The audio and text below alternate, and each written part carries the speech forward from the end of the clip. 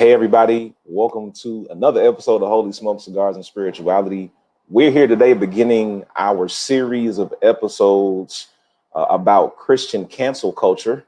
And we're starting off today with a discussion about language. How has Christian cancel culture applied to the use of language? And this should be fun because we talked about this a little bit in our monthly meetup as a Holy Smokes community. And not everybody understood exactly what we meant when they saw the title. So it's going to be interesting to see how this conversation takes shape today. I have some great people from the team here with me. We got the Kingmaker, we got AT&T, we got the Pundit. So excited today to have everybody here. Shout out to everybody who is in the live virtual audience today. We did this one for the general public. So shout out to you for being here.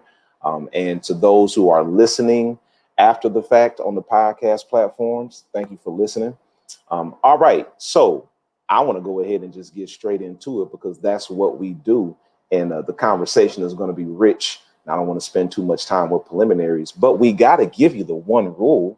We got to give you that. And today I have a very special person that's going to give us the one rule. Tyranny, all the things. Jordan, can you give us the one rule today, please? Of course, here at Holy Smokes, we only have one rule, and that one rule is that we honor and respect each other's lived experiences. Tyranny, we want to. You gotta no. You gotta say that one more time for the people in the back. For the people in the back, the one rule is that we honor each other's lived experiences. And we got to do it one more time for the people in the overflow. Give it to them for one more again. Yes, overflow. In the fellowship hall, I want you to understand that we have one rule, and it is that we honor each other's lived experiences. Here at Holy Smokes, we do not want to uplift theories over what people have actually lived. And so that is our one rule here. This rule is rooted in greatest commandment theology, which Christian curated himself. And it says that your love for God is displayed through how you love your neighbor, which is an extension of how you love yourself. Therefore, you can't fully love God if you don't love your neighbor, and you can't fully love your neighbor if you don't love yourself. And this is rooted in Matthew 22:34-30 in, the Bible, if you want to go and read for yourself. But yes, that is the one rule that we have here at Holy Smokes. She said, the Bible. Appreciate it, T. Appreciate it. Absolutely. One rule is very important here. Also, if you haven't heard, I wrote a book about it. And I'm going to tell you what's really funny. When you're rethinking a lot of information and unlearning and deconstructing and reconstructing, you need a lot of sources to help you work through that. You need community to help you work through that.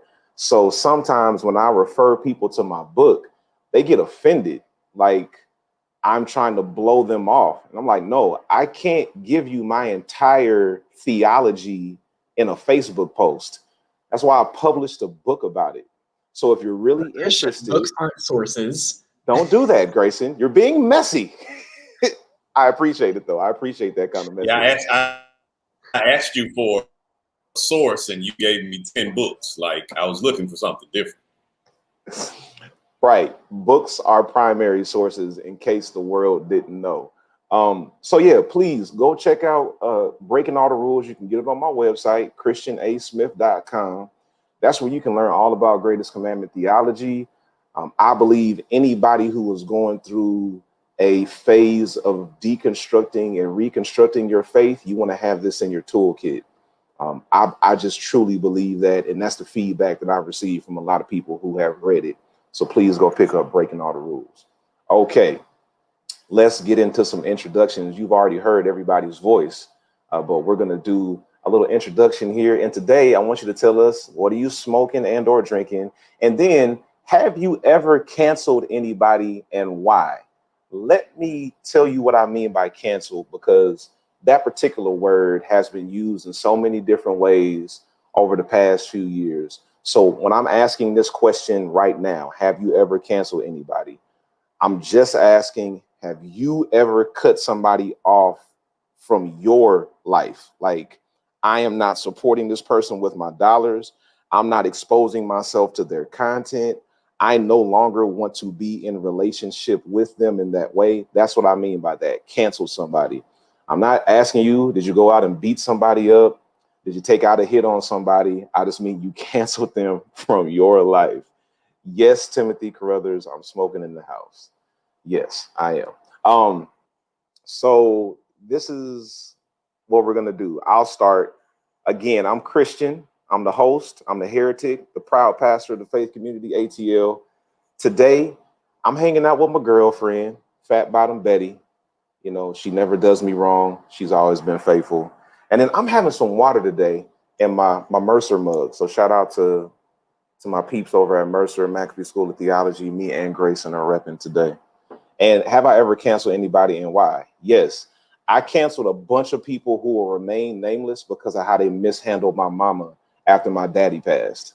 It's about 50 to 100 people who no longer exist to me because of how they handled my mama. Because you don't mistreat my mama and try to stay in relationship with me. So yes, I don't communicate with those people. Yes. Can I ask a clarifying question? What's the clarifying question? So when you say mistreat, just like didn't extend enough care, and you don't have to go into it, but I'm just curious if you feel like it. Yeah, so not only didn't extend enough care, but like removed care, like actively attacked my mother's finances and character and reputation. So yes, they're canceled. That's just, and I have not done anything to harm any of those people, but they just don't have any space in my life anymore. So that's what I mean by I canceled them for me personally. Let's kick it over. Kingmaker, go ahead and introduce yourself and tell us what's the answer to that introduction question. Greetings and salutations, everybody. I am Purvance Ross, the Kingmaker. I am excited because I get a chance to smoke my sponsorship stick on a Saturday morning. You might not be watching this on Saturday, but whenever you are doing it, my sponsorship here in the city, it's a hand rolled sweet Maduro. I'm drinking some 1792 bourbon whiskey here. And I also am drinking the Lord's tequila in H2O and enjoying it. When it comes down to cancel culture, I have canceled somebody. And to be honest with you, I canceled a family member. I had a cousin who I before when I became a sophomore in high school. It was about ninth grade. I was a freshman, sophomore. And he was about the fifth grade. And he, his mom told me to kind of take responsibility for him. He looked up to me, grew up in the inner city, and we were good. And all of a sudden, he started matriculating. He went and got his master's. I cheered for him, watched him develop, watched him grow. And when he got ready to get his doctorate, we flew up to go check him out, support him. And y'all, I asked him a critical question that I would think anybody getting this degree would know. Is this a doctorate or is it a PhD? And he said, what do you mean? They're all the same. I said, you're a doctor, can write the prescription, or you're a PhD, you create the theory that teaches the people who write the prescription. Yeah, I think I know what I'm doing. I'm the only person in the room with the PhD. So, you know, I think you need to understand that I've worked hard, and the fact that you're trying to question me and tell me what I've worked on is problematic for me. He went on after he got his degree to regularly throw, you know, I don't look up to you no more because I'm the one with the PhD and you gonna respect and it took a whole different turn to the point that he disrespected even my staff, because one of my gifts to him was to give him a logo. And he literally called me and said, at this point, all you've accomplished, you haven't gotten a PhD, so you haven't accomplished much. As we had shifted in our faith, and he needed to be canceled immediately. And that was about 7 years ago. And he's been canceled and doesn't exist as far as I'm concerned. Yeah, you just felt the need to throw it in your face, huh? Interesting. Curvance and I have had this debate, and I'm gonna go ahead and put it out here. My understanding, PhD is the highest level of doctoral degree, but like a PhD is a doctorate. It's just the highest level of doctorate degree. Am I right? Am I wrong? You're wrong on that one, Doc. Yeah. So tell me, somebody help me out then. So a PhD is the individual who studies the theory, the teaching behind the concept of isn't a PhD a doctorate though? It is. It's a doctor of philosophy, PhD. It's a philosophy doctorate. The other side of it is... You're breaking up. You're breaking up, Ross. Is it any better? Yeah, go ahead. So the doctorate, look at this as the person who actually operates in the field and can write the prescription for what they have studied from the PhD in theory. So your physician is a doctorate. An MD. A MD. But the person who taught the theory that your physician carries out is the philosopher of that doctorate. Right. Yeah, it's still a doctorate. It's just a different type of doctorate, right? Yeah, it is. Yes. Yeah. So it's not a hierarchy. Got you. You're right. It's not a hierarchy. It's a different type of doctorate. Different type of doctorate. Got you. Yeah. Cody is very passionately saying in all caps, both are doctors. Right. Both are doctors. Right. But some people like lift up their doctorate above everybody else's. Like, oh, I got this doctorate, so I'm better than everybody else because you ain't got what I got. Well, the challenge is some people don't know that there's a difference. Mm-hmm. Yeah. All right. Let's keep going. Grayson, what are you smoking and or drinking, if anything? And have you canceled anybody and why? Well, speaking as hopefully a future PhD, and Tyranny, hopefully, well, Tyranny can say the same thing, and hopefully that will be true for both of us. I'm gonna let y'all have that PhD stuff. Y'all go be great. There's another degree that you might have canceled for yourself, a D-Min Christian. I haven't canceled the D-Min. That PhD is just too much pressure. Yeah, I'm not cut out for it, but I believe in y'all. I really do. The 3 people here with me today, I believe in y'all to do it, but I'm not gonna make it. Well, thank you. So as a future, the highest of the doctors, the doctor of the doctors, I am Grayson Hester.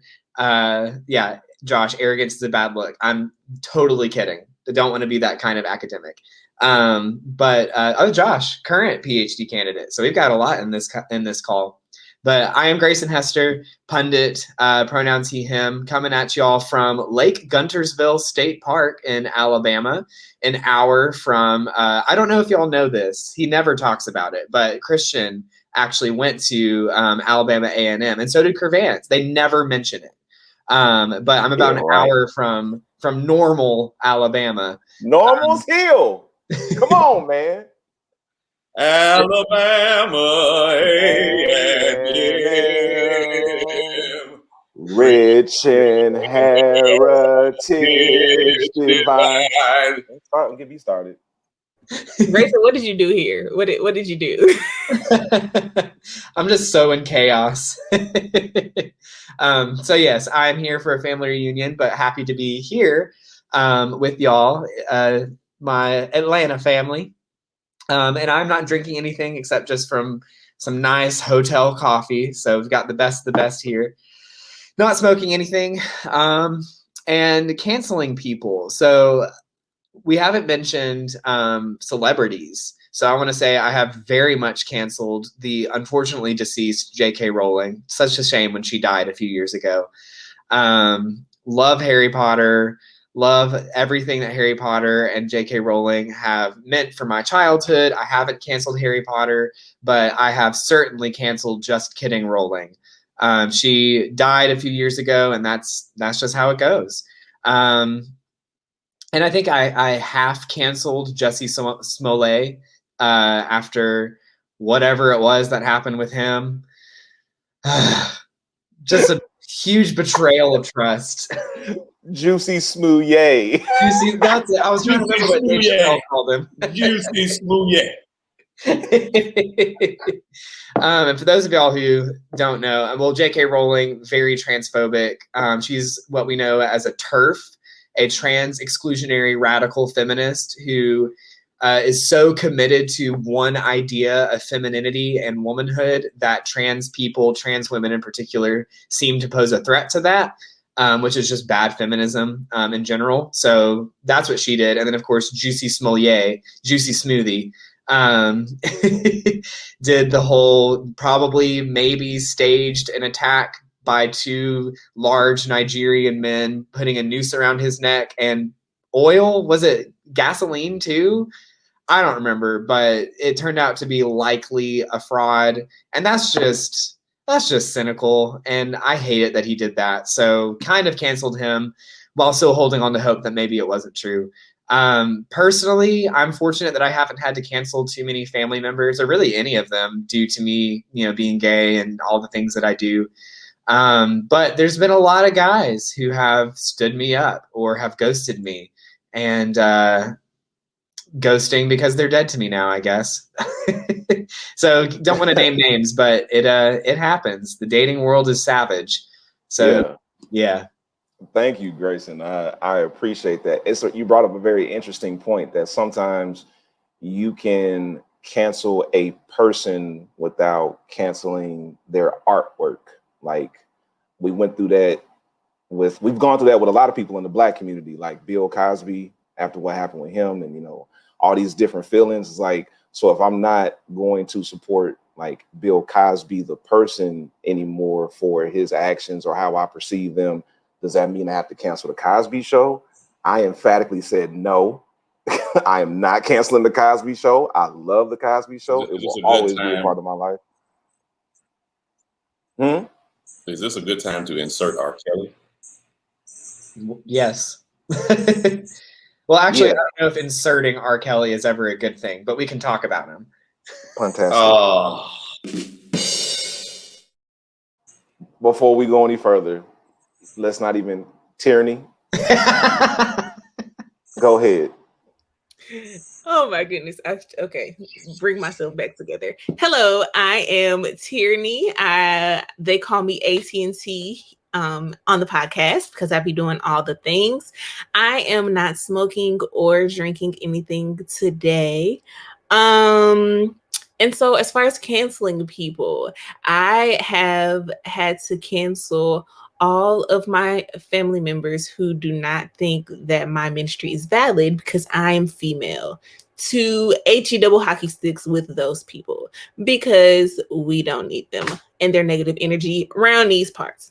So yeah, that's who I've had to cancel. They don't show up on my Facebook, my Instagram. I don't talk to them. They don't exist because why? No. So yeah, that's me. And that's who I've had to cancel. That was such a Tyranny statement. I'm so glad you're just authentically yourself, because that's exactly how I would expect you to say that. And because I know. Yeah. And sometimes you gotta like cut people off to protect your own peace. Like you don't owe everybody a piece of yourself. And sometimes you gotta cut people off to protect your peace. So hey, do what you gotta do, sis. Okay.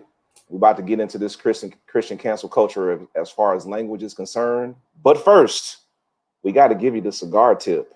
And today, we're going to invite you to the Kingmaker's Cigar Corner. Get this music.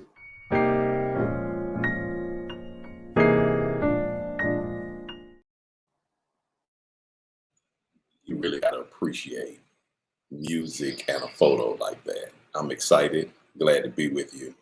Happy Saturday or whatever day you find yourself in. It's Cigar Tip is one that many of us overlook or don't realize is necessary. The truth of it is, some cigar smokers puff too often. Say it again. Some cigar smokers puff too often. This is a mistake for a few reasons, because philosophically, a cigar is about enjoyment and savoring the moment. You can almost look at the size and gauge of your cigar and connect it to the time that you should use to smoke. An hour, 90 minutes, something of that style. You need to take your time and slow down. This is almost like an intimate encounter. It's best in slow. And a perfectly constructed cigar is made to burn slow. So the tip for today, take some self-care when you're smoking your cigar. Don't rush. Don't rush. This is the don't rush cigar tip. Slow down and enjoy, because it's meant to be enjoyed slow. It's your main man, the Kingmaker. This has been your cigar tip of the day.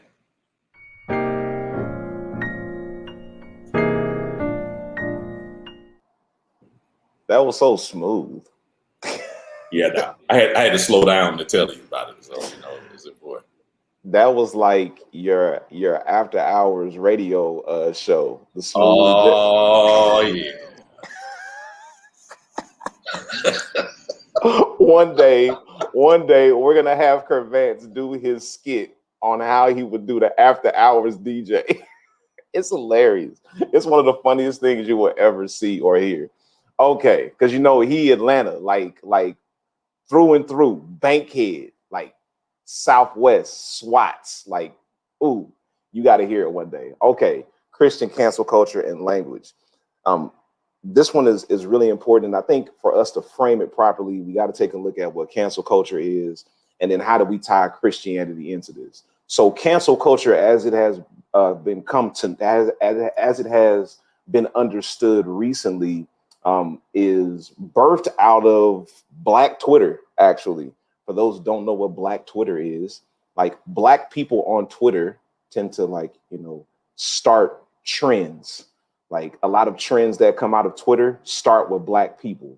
And this whole idea of being canceled came out of Black Twitter when somebody did something in the public eye that many people deemed problematic. And yes, problematic is a relative term, which is a part of cancel culture, why it has become so divisive and polarizing. But, somebody would do something. We talked about R. Kelly a minute ago. R. Kelly got canceled by a lot of people because of who he was as a person, or who he is as a person. And it was very hard trying to separate who he was as a person from his artistry, because he's one of the greatest music artists of our generation, period. But he was also doing some crazy stuff, allegedly. I mean, and I believe it, but it's allegedly. So that's where it came from. It basically said, we're not supporting this person anymore. We're not going to uplift this person anymore. We're not going to consume their content anymore, just based on principle. That's how cancel culture started. Now it's being appropriated and turned into something totally different. And the church and like a lot of people who label themselves as conservative are trying to flip it and cancel anything that doesn't uphold basically white supremacy, when you boil it all down to the bare minimum. Basically anything that opposes white supremacy, it seems like people who label themselves as conservatives are trying to cancel that stuff. But actually, Christian cancel culture goes back a long time. Like, it precedes Black Twitter, the internet.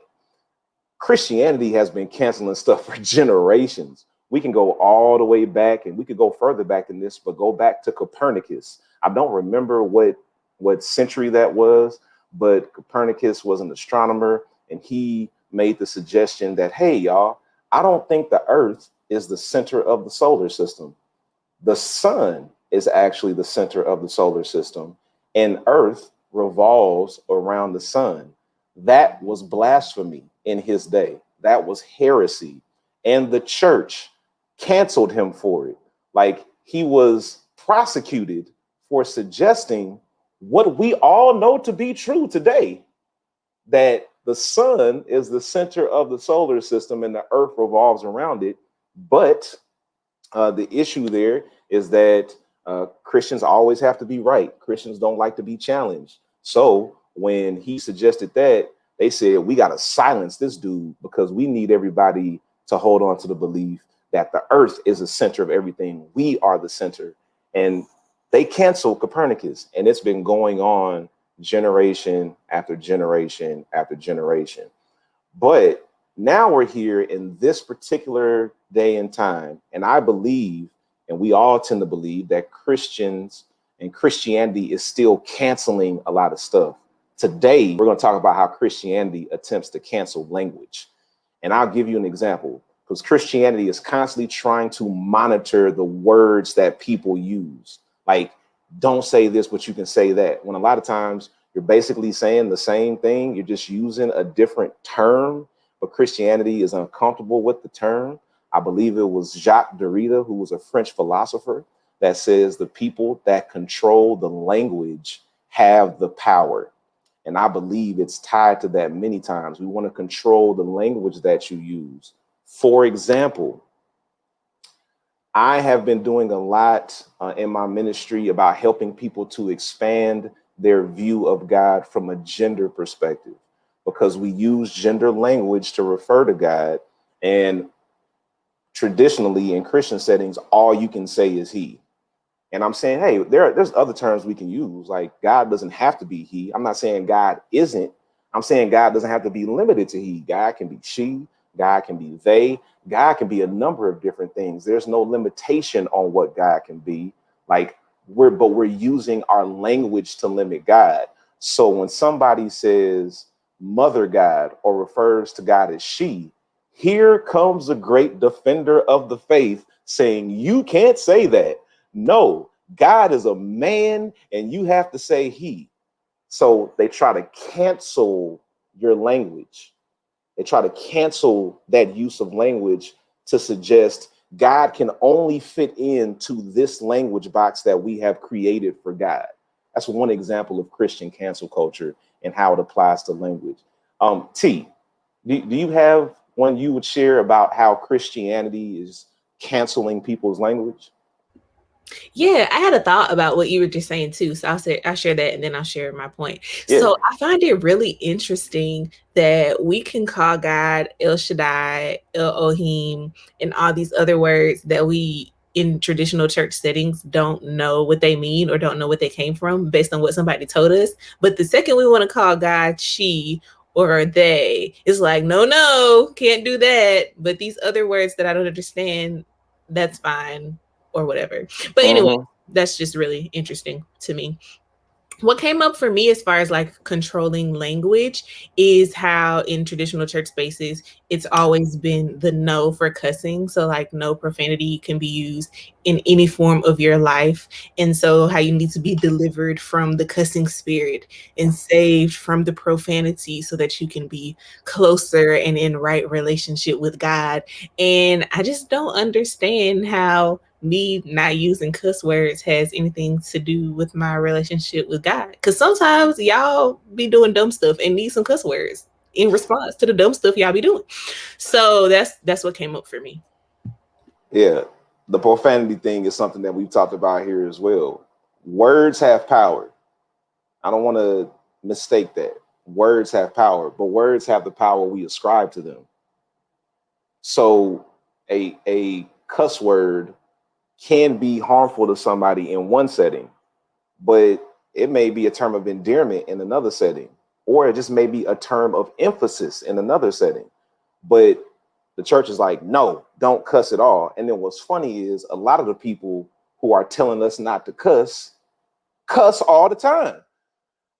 They just don't do it on the microphone. They don't do it in the pulpit. They don't do it at church, but you get them in another setting and they going off. And it's odd to me that like the same pastors who would literally curse people by like condemning them to hell, like if that's not a curse, I don't know what is. Like they could be at the pulpit and be like, you divorced, you're have a spirit of homosexuality, you drank, you're condemned to eternal punishment. But then if he had, and everyone would be like, that sits well with me. But then if he had said, you fuckers are condemned to hell, they'd be like, oh no, he said a curse word in his curse, and that's what's offensive. Right. Exactly. And Blake said he's taking off his cussing filter outside the house. Blake has been dropping them in the chat here. He said earlier that he's been canceling his church for a while. That's who he canceled. But thank you for bringing that up, Grayson. Do you have any examples of how Christianity has been trying to cancel people's language? We talked about pronouns for God. We talked about cussing. Anything you would add to that? The first thing that came up for me, well, actually was cussing, but then Tyranny Badu took it. So the next thing, I had to scramble to find something else. And I think words not even around like sexuality, like homosexuality or hetero or queer or whatever, but even just sex itself. Like you can't say penis, you can't say vagina. Like we talk about sex without really talking about it. Like we literally beat around the bush. And I don't know. It's just weird that like the church is like, okay, so we have to have this sexual ethic. We have to, and in most churches, I would imagine it is, we have to instill abstinence. We have to instill, at least in the women and the gay people, waiting until marriage. But we can't do that because there's a reason why WAP was so offensive, right? So like we can talk about like, oh, well, your naughty bits, your private parts, the Lord's property, I don't know. But if we were to be like, talking about how sex actually works and how how God made our bodies to have the sex that we kind of don't talk about, then it's too much. Like if we talk about like, maybe we need some lubrication and vaginas are naturally lubricating. And if they're not, maybe you should seek some medical help, or maybe your husband isn't pleasing you enough. We can't talk about any of those specifics. So it's almost like we have this puppeteer sexuality where it's like we can only dance by the strings that are handed us. And the church hands us very few strings. Puppeteer sexuality. That's a mic drop.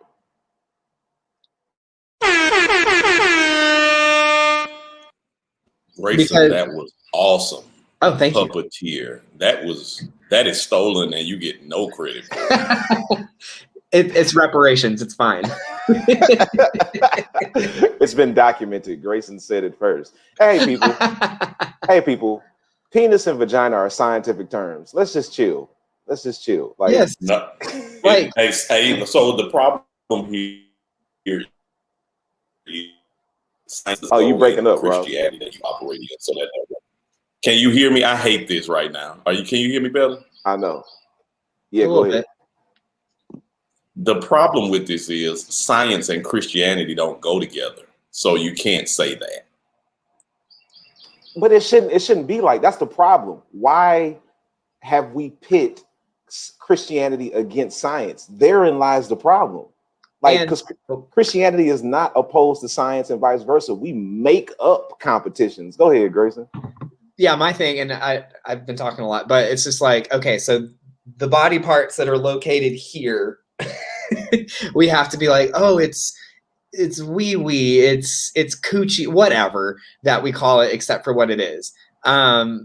But then it's like, do you do the same thing for like your nose? Like imagine if there was a stigma attached to that, like my like nasals, like my nay-nay is stuffed. No one does that. So it's like, why do we teach kids that like, and adults really, because what do kids grow up into? Like that they can't say these certain words, but it's like, this is scientifically an arm.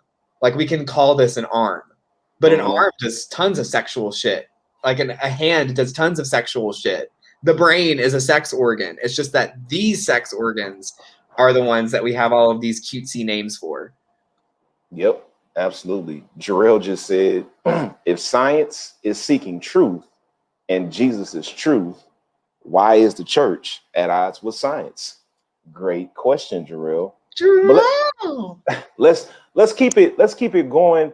Kervance Kingmaker, where have you seen church try to cancel people's language? I'm having technical difficulties, so I'm hoping you all can hear me. Yeah, we can hear you. So I'm going to go a different route based off a conversation you and I had over a cigar yesterday. Language, by definition, is the primary form of human communication.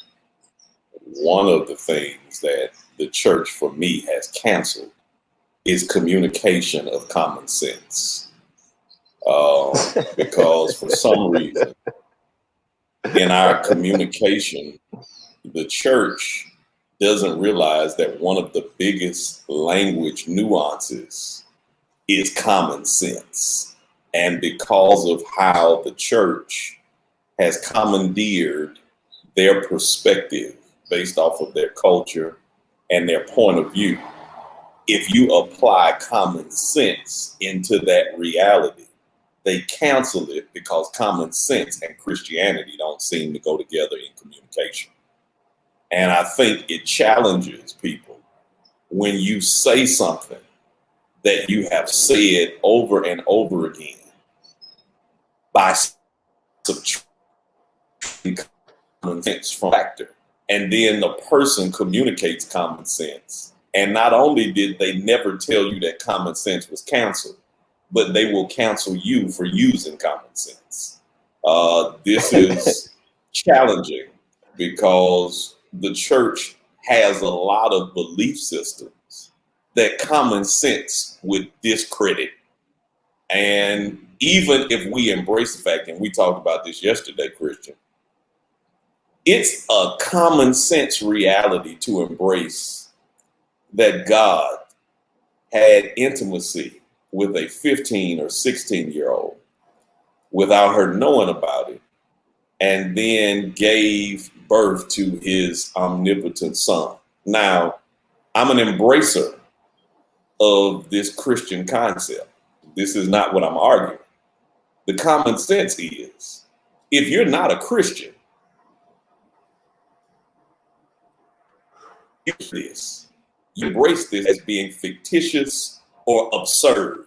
And for us to diminish people who don't think like us and have thought common sensely in their language is something that Christianity has canceled. And I think it creates a problem for us when we try to evangelize.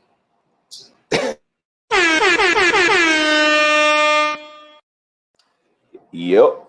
I had a conversation with a friend earlier this week who just threw out there that he had engaged somebody from a different faith tradition. And he said, like, yeah, they had this whole made up story about something. And, it's just this, he just like kind of brushed it off. And I, love my friend. I just said, wait a minute, because you said made up story, like, that was a sin or something. I was like, think about our stories in our faith. Like, they don't sound made up. Like, when you step back from your indoctrination, some of those stories don't sound made up. I'm not saying don't believe them, but I mean, when was the last time you saw somebody walk on water? I'm not saying Jesus didn't do it. I'm not saying that at all. You just got to take in consideration that to the person who doesn't believe in its just normal format, common sense doesn't shake into that reality. It's the common sense of making wine spiritual for communion, but cognac is negative for regular consumption. It's still an alcoholic beverage. It's a fermented grape, but because you put it in a sacred ordinance, eliminating the European dynamic of how they see wine as opposed to how we see it in America. The reality is it is yet still wine. Right. So if you can drink it at the altar, I can surely drink it with my feet on the ottoman. Right. And I Right. just don't think we are using the common sense in our reality. And the sad thing is, this conversation would be canceled by a lot of Christians just for us saying that. Like, just us having this conversation is worthy of the being faith canceled. community is a part of Christian cancel culture. Absolutely. I got another one. The way we try to cancel language around seers and soothsayers, right? We don't Get want me any started on that. Don't get me started on that. like I thought you meant the department store. Like, what Sears do? No, seers, like people who see things. And he wasn't even trying to get that one. He was just confused for real. Like, Sears did a good enough job canceling themselves. When was the last time you saw one with people walking around inside? Yeah. Like I preached this message about the slave girl in Acts. I think it was chapter 16 when Paul and Silas went to a town, and there was a slave girl, and the narrator of the text says that she had a spirit of divination. And she was basically walking around telling everybody, hey, Paul and Silas, these guys really know God. You should listen to what they have to say because they're bringing the truth, which was an accurate statement. Like, that's really what they were coming to do. But because she had a spirit of divination, as opposed to being a prophetess, same activity, saying the same accurate stuff, but because she did it under a spirit of divination rather than the anointing of a prophetess, then we had to cancel it. But it's the same thing. We out here trying to tear down people who do the same thing the prophet does when they come to your church, when they call you out and say, all right, somebody, the last 4 digits of your phone number is 6724. Who is that? Come to the front right now. That's a soothsayer. That's a seer. So, but Christian, it's called prophet in church. I think that passage also eliminates the common sense when it comes down to one of the translations in the Bible defines it as she had a python spirit. We don't think about the fact that that's a mythological dynamic. So we have inserted mythology into Christianity and tried to condemn somebody who was a prophet outside of our language. Anytime it doesn't fit our comfort zone, even though it's in our Bible, we can't think beyond that fact. And if this is a challenge, you've heard me say it before, a person who is a meteorologist is literally looking at the stars, predicting of the weather in the future. And none of us has condemned that person to hell. We literally get our clothes prepared by somebody who is predicting the future. But if it doesn't fit outside of that, you a dreamer, you a soothsayer, and this is some foolishness. It's just common sense. And we keep canceling common sense in our theology. And this frustrating conversation is pissing me off because Christians gotta stop being so damn stupid. We literally gotta stop canceling stuff that benefits our evangelism and our messaging. It is stop being dumb. We just gotta wake up. This is so, why are we even talking about being this stupid in Christianity? Canceling stuff that you can actually use to benefit you. Hey, Christians, stop the dumbness. Stop being common sense illiterate. Wake up and be smarter than this. I'm sorry. That was a tangent. I apologize. Nah. AT&T, didn't you have something about astrology in the Bible that you've talked about? Like how, we try to demonize astrology today. You can't use that terminology. Didn't you point out there were some astrologists in the Bible that we've upheld? Will you tell us about that?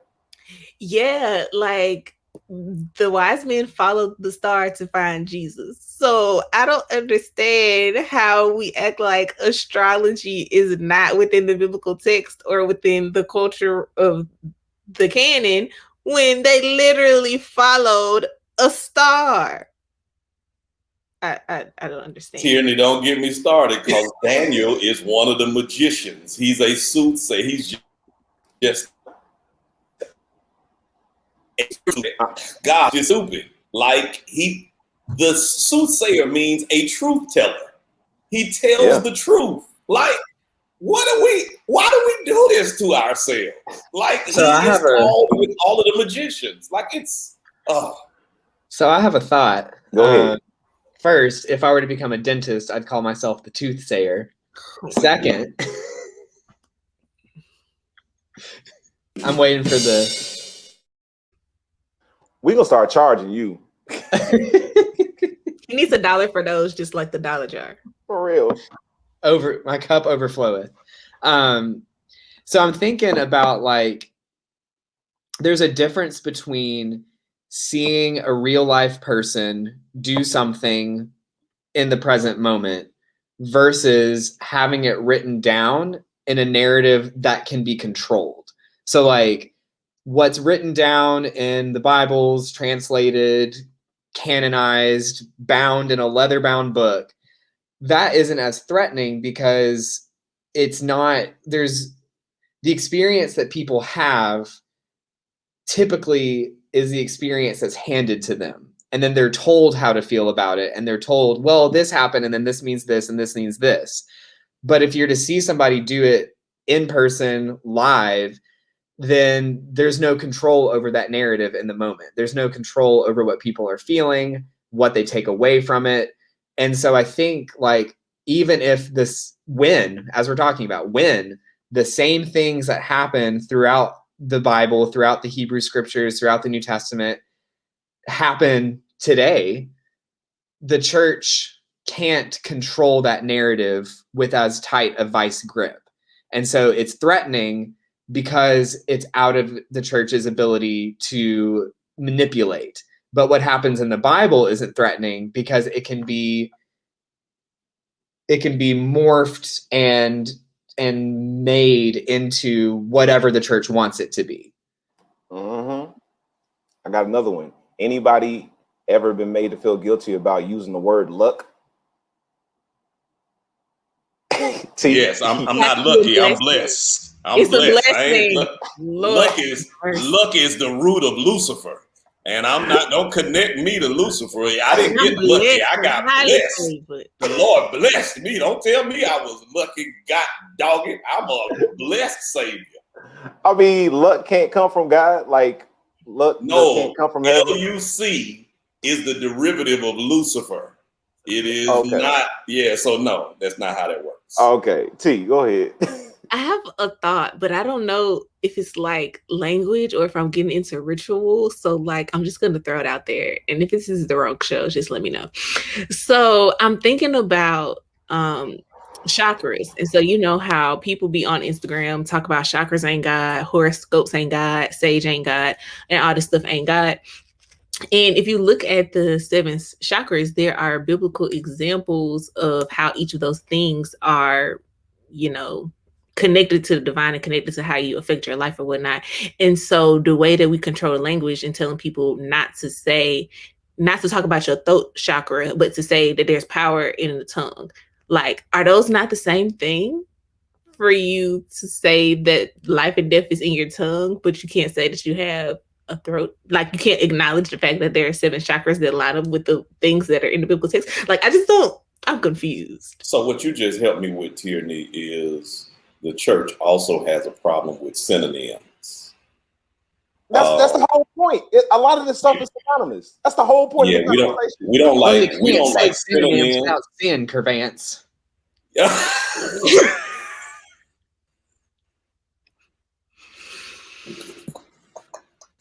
Okay. So I guess this is helping me understand that the church has canceled the class of language arts because synonyms and homonyms are something all of us learned about. And just because I use a different version of the same term, it can be canceled in church if it doesn't have a spiritual derivative.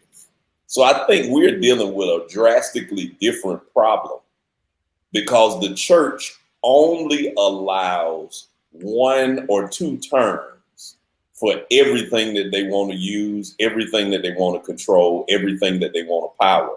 And if you come up with a different term for it that has the same kind of derivative, same kind of context, but is more global and not, that's what it is. The church does not like global communication. Because we want to, because the like regional cultural communication. And if that changes, we don't like it. Because the people who control the language have the power. So we need to control what you say so we can maintain control over you by controlling what you say. But how does that create control though? It's elitism in it. It's like, we are Christian. We say these words in our elite bubble of how we talk about things. We have the same language that is mainstream amongst us. Not y'all. We don't want what y'all got. We have our own way on saying this because we are elites. We are above. We are better. Yeah, but I'm trying to reach the masses. So how is that? That don't even go together. Mm-hmm. Nah, not everybody. And only a certain few getting in, Ross. Right. Go ahead, Kervin. Go ahead, Grayson. Wow, there's nothing similar about us. And I mean, at least the kind of Christianity that we deal with mostly in the US of A, like, it doesn't benefit slave owners to inform and reach the masses. It benefits them to corral people into easily controlled categories. And one way to control people is to control the language they can or can't use. So somewhere along the way from Africa to Alabama, across the Atlantic, all of these gods and tribes and ways of being had to be killed off so that there wouldn't be any community, there wouldn't be any connection, and so there wouldn't be any revolt. I mean, there were, but the goal was to kill the language, kill the practice, kill the culture, and eventually kill the spirit within the person, because there's no better laborer than a laborer who doesn't know they're being oppressed. I want to say, I was almost to the place where up until this season, you all have always done one episode that makes me want to away from Christianity. And I was going through this season thinking, maybe this season is the one time that I'm going to stay connected. And this is the episode in this season that has got me so frustrated, because we are now realizing more and more that Christianity and slavery are parallel. And this is frustrating to me because how we control our communication is totally juxtaposed to our overall mission to reach everybody. But you're saying that the cancel culture of our communication is to marginalize the people who are not in the mainstream of our context. That's frustrating, y'all. Yeah, absolutely. T? Okay, y'all. So my brain is working now, like thinking about this in terms of synonyms versus thinking about it in terms of language, like really like help me. So shout out to all the people who weird and brains work like mine. So I was thinking about, since they were talking about it in the chat too, like sage and incense and, the clearing out of spirits. And I just remember my grandma laying oil on the doorpost and kicking demons out her house. And I don't understand what the difference is. If I can sage my house for all the bad spirits to go away, and my grandma put oil on the doorpost and kicked them out her front door, is we not doing the same thing? So I think oil is the Christian sage. And so you're getting into rituals now.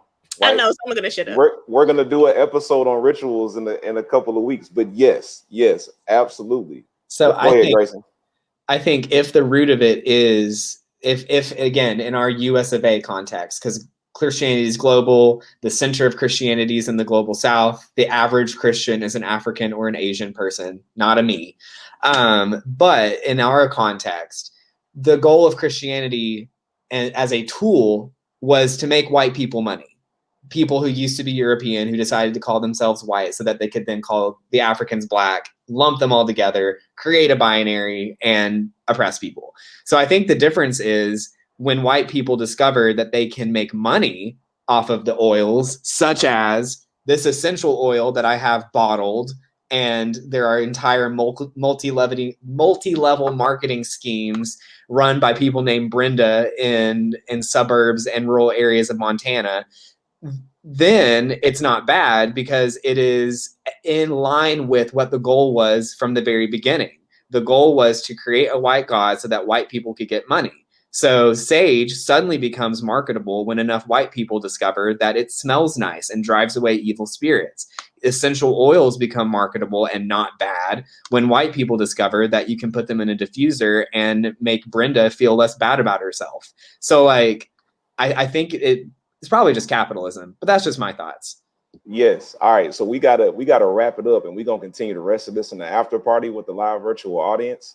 But I want to say this real quick because there were a couple in here when we were talking about Lucifer and how luck comes from Lucifer. Josh Carpenter had such a mic drop comment. He said that Lucifer came from God, but nobody wants to talk about that. So that's another one, right? And then Autumn, a great one. She said ancestors is a term that Christianity is trying to cancel, but then we talk about having a cloud of witnesses.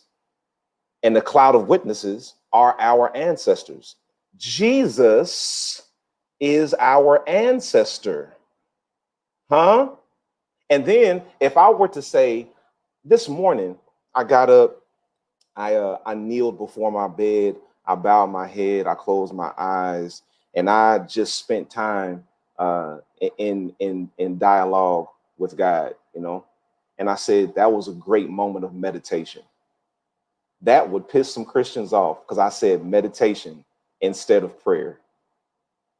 Canceling language. Like, why can a person meditate if they are communing with God? So when we had this meetup earlier this week, this was the one thing that somebody brought up. It was their concern, their question.